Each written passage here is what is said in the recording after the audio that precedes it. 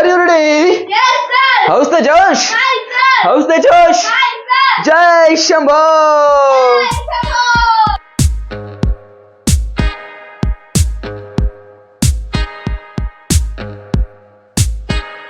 ಕಲಿಯುಗ ಕ್ಲಾಸಸ್ಗೆ ಸ್ವಾಗತ. ನಾನು ನಿಮ್ಮ ಫೇವರೇಟ್ ಫಿಸಿಕ್ಸ್ ಟೀಚರ್ ಶ್ರೀವತ್ಸ.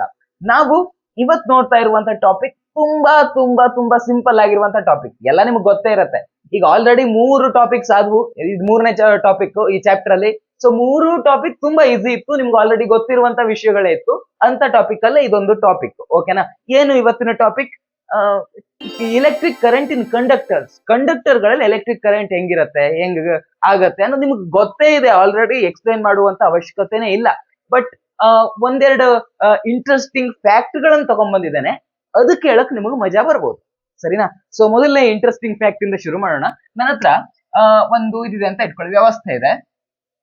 ಸರಿನಾ? ಇಲ್ಲಿ ಇದಕ್ಕೆ ಬ್ಯಾಟ್ರಿ ಕನೆಕ್ಟ್ ಮಾಡ್ಕೋತೀನಿ ನಾನು. ಓಕೆನಾ? ಬ್ಯಾಟ್ರಿ ಕನೆಕ್ಟ್ ಮಾಡ್ಕೋತೀನಿ. ಇಲ್ಲಿ ಬಲ್ಬ್ ಇದೆ, ಇಲ್ಲಿ ಬ್ಯಾಟ್ರಿ ಇದೆ, ಬಾಕಿ ಎಲ್ಲ ವೈರ್ಸ್. ಓಕೆನಾ? ಸೊ ಇಲ್ಲೊಂದು ಚಿಕ್ಕ ಗ್ಯಾಪ್ ಇಟ್ಕೊಂಡಿದ್ದೀನಿ ನಾನು.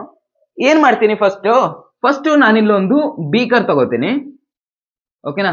ಈ ಬೀಕರ್ ನಲ್ಲಿ ನಾನು ನೀರು ತುಂಬಿಸ್ಕೋತೀನಿ. ಸರಿನಾ? ಶುದ್ಧ ನೀರು ತುಂಬಿಸ್ಕೊಂಡಿದ್ದೀನಿ, ಡಿಸ್ಟಿಲ್ ವಾಟರ್ ತುಂಬಿಸ್ಕೊಂಡಿದ್ದೀನಿ ಅಂತ ಇಟ್ಕೊಳ್ಳಿ. ಇವಾಗ ನಾನು ಇದನ್ನ ಇಲ್ಲಿ ಕನೆಕ್ಟ್ ಮಾಡ್ಕೋತೀನಿ.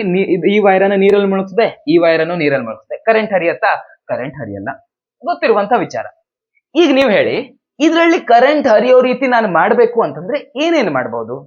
ಒಂದೇದು, ಈ ನೀರಲ್ಲಿ ನಾನು ಉಪ್ಪು ಹಾಕಬಹುದು. ಹೌದಾ? ಸೊ ಈ ನೀರಲ್ಲಿ ನಾನು ಉಪ್ಪು ಹಾಕಿದಾಗ ಏನಾಗತ್ತೆ, ಈ ನೀರಲ್ಲಿ ಉಪ್ಪು ಹಾಕಿದ್ದೀನಿ, ಸೋಡಿಯಂ ಕ್ಲೋರೈಡ್ ಹಾಕಿದ್ದೀನಿ ಅಂತಂದ್ರೆ ಸೋಡಿಯಂ ಅಯಾನ್ಸು ಕ್ಲೋರೈಡ್ ಅಯಾನ್ಸು ಸೇರಿ ಈ ನೀರಲ್ಲಿ ಕರೆಂಟ್ ಹರಿಯೋ ರೀತಿ ಆಗತ್ತೆ. ಹೌದಾ? ಗೊತ್ತಿರುವಂತ ವಿಚಾರವೇ. ಈಗ ನಂದೊಂದು ಪ್ರಶ್ನೆ ಏನಪ್ಪಾ ಅಂತಂದ್ರೆ, ಈ ಉಪ್ಪು ಇದೆಯಲ್ವಾ, ಉಪ್ಪನ್ನ ನೀವು ನೀರಲ್ಲಿ ಕರಗಿಸಿಲ್ಲ, ನೀರನ್ನ ಟಚ್ಚೇ ಮಾಡಿಲ್ಲ ಉಪ್ಪಿಗೆ, ಉಪ್ಪು ಪುಡಿ ರೂಪದಲ್ಲೇ ಇದೆ ಅಂತ ಇಟ್ಕೊಳ್ಳಿ. ಈಗ ಈ ಉಪ್ಪು, ಈಗ ಸರಿನಾ, ಇದನ್ನ ಇಲ್ಲಿ ತೆಗಿತೇನೆ ನಾನು. ಲೋಟದಲ್ಲಿ ನೀರನ್ನ ಪೂರ್ತಿ ತೆಗಿತೇನೆ. ನೀರಿಲ್ಲ ಇವಾಗ ಲೋಟದಲ್ಲಿ ನಾನು ಬರೀ ಉಪ್ಪೇ ತುಂಬಿಸಿದ್ದೇನೆ. ಸರಿನಾ? ಇವಾಗ ಲೋಟದಲ್ಲಿ ಏನ್ ತುಂಬಿಸಿದ್ದೇನೆ? ಬರೀ ಉಪ್ಪನ್ನು ತುಂಬಿಸಿದ್ದೇನೆ, ಗಟ್ಟಿ ಉಪ್ಪು. ಸೊ ಇವಾಗ ಹೇಳಿ, ಇವಾಗ ಕರೆಂಟ್ ಹರಿಯತ್ತಾ ಇದ್ರಲ್ಲಿ? ಕರೆಂಟ್ ಹರಿಯೋದಿಲ್ಲ. ಇವಾಗ್ಲೂ ಕರೆಂಟ್ ಹರಿಯೋದಿಲ್ಲ.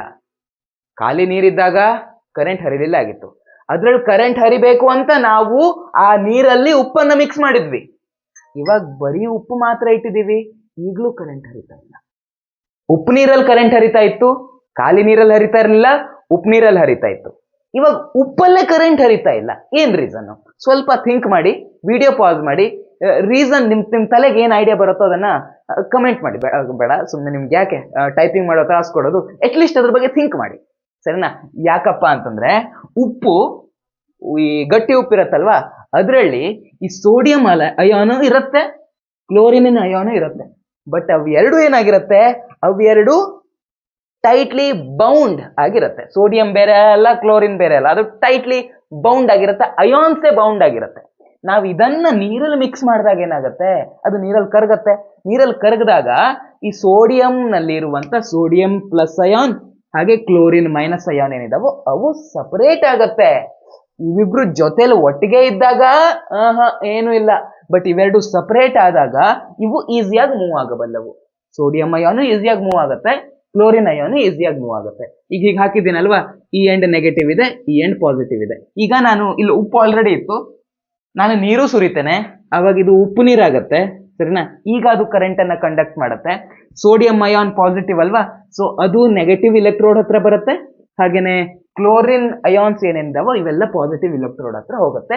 ಈ ರೀತಿಯಾಗಿ ಕರೆಂಟ್ ಕಂಡಕ್ಟ್ ಆಗುತ್ತೆ. ಈ ಇಂಟ್ರೆಸ್ಟಿಂಗ್ ಫ್ಯಾಕ್ಟ್ ನಿಮ್ಗೆ ಆಲ್ರೆಡಿ ಗೊತ್ತಿದ್ರೆ ಕಮೆಂಟ್ ಮಾಡಿ. ಅಥವಾ ಸರಿನಾ, ಇದೊಂದು ಎಕ್ಸಾಂಪಲ್ ಆಯ್ತು. ಈಗ ನಾವು ಲಿಕ್ವಿಡ್ ಅಂತ ತಗೊಂಡಾಗ ಇದರಲ್ಲಿ ಕರೆಂಟ್ ಹರಿಯೋದಕ್ಕೆ ಕಾರಣ ಯಾರು? ಅಥವಾ ಇಲೆಕ್ಟ್ರೋಲೈಟ್, ಈ ರೀತಿ ಸೊಲ್ಯೂಷನ್ ಏನಿದಾವೋ ಇದಕ್ಕೆ ನಾವು ಇಲೆಕ್ಟ್ರೋಲೈಟ್ ಸೊಲ್ಯೂಷನ್ ಅಂತ ಕರಿತೀವಿ. ನೀರಲ್ಲಿ ಹಾಕಿ ಎಲ್ಲ ಮಿಕ್ಸ್ ಮಾಡ್ತೀವಲ್ವಾ, ಈ ಉಪ್ಪು ನೀರೆಲ್ಲ ಮಾಡಿದೇವಲ್ವಾ, ಇದೆಲ್ಲ ಎಲೆಕ್ಟ್ರೋಲೈಟಿಕ್ ಸೊಲ್ಯೂಷನ್.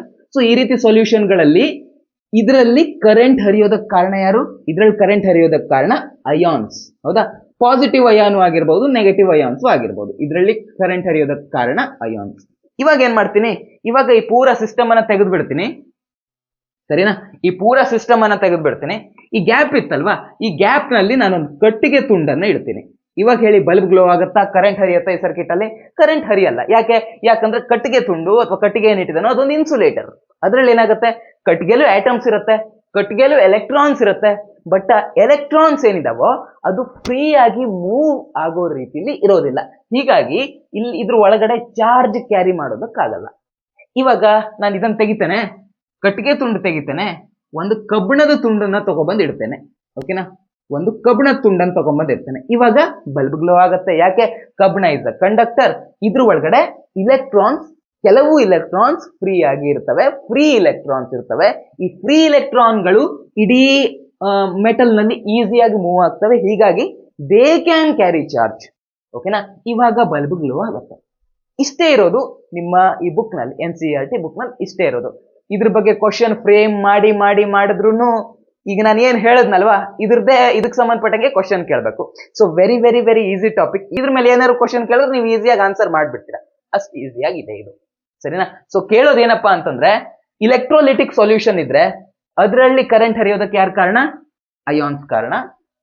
ಮೆಟಲ್ ಇಟ್ಕೊಂಡಿದ್ದೀನಿ ಅಂತ ಅಂದಾಗ ಅದರಲ್ಲಿ ಆ ಮೆಟಲ್ ಒಳಗಡೆ ಕರೆಂಟ್ ಫ್ಲೋ ಆಗೋದಕ್ಕೆ ಅಥವಾ ಚಾರ್ಜ್ ಫ್ಲೋ ಆಗೋದಕ್ಕೆ ಯಾರು ಕಾರಣ? ಫ್ರೀ ಎಲೆಕ್ಟ್ರಾನ್ಸ್ ಕಾರಣ. ಸರಿನಾ? ಇದು ಸರಿ ಇಲ್ಲ ಪೆನ್ನುವ. ಫ್ರೀ ಎಲೆಕ್ಟ್ರಾನ್ಸ್ ಕಾರಣ. ಸೊ ಇಷ್ಟೇ ಇದರಲ್ಲಿ ನಾವು ತಲೆಯಲ್ಲಿ ಇಟ್ಕೋಬೇಕಾಗಿರುವಂತ ಅಂಶ. ಕ್ಲಾಸ್ ಮುಗಿದಿದೆ. ನಾಳೆಯಿಂದ ನಿಜವಾದ ಆಟ ಶುರುವಾಗುತ್ತೆ. ಯಾಕಂದ್ರೆ ನಾಳೆಗಿಂದ ಓಮ್ಸ್ ಲಾ ಟಾಪಿಕ್ ಬರುತ್ತೆ. ಓಮ್ಸ್ ಲಾ ಹಾಗೆ ಟಾಪಿಕ್ಸ್ ಎಲ್ಲ ಟಫ್ ಆಗ್ತಾ ಹೋಗುತ್ತೆ. ಟಫ್ ಅಂತ ಹೆದರಬೇಡಿ, ಎಲ್ಲವನ್ನ ಈಸಿಯಾಗಿ ನಿಮ್ಗೆ ಅರ್ಥ ಮಾಡಿಸ್ಲಿಕ್ಕೆ ನಾನಿದ್ದೇನೆ. ಸರಿನಾ? ಮುಂದಿನ ವಿಡಿಯೋದಲ್ಲಿ ಮತ್ತೆ ಭೇಟಿಯಾಗೋಣ. ಅಲ್ಲಿವರೆಗೂ ನಮಸ್ಕಾರ.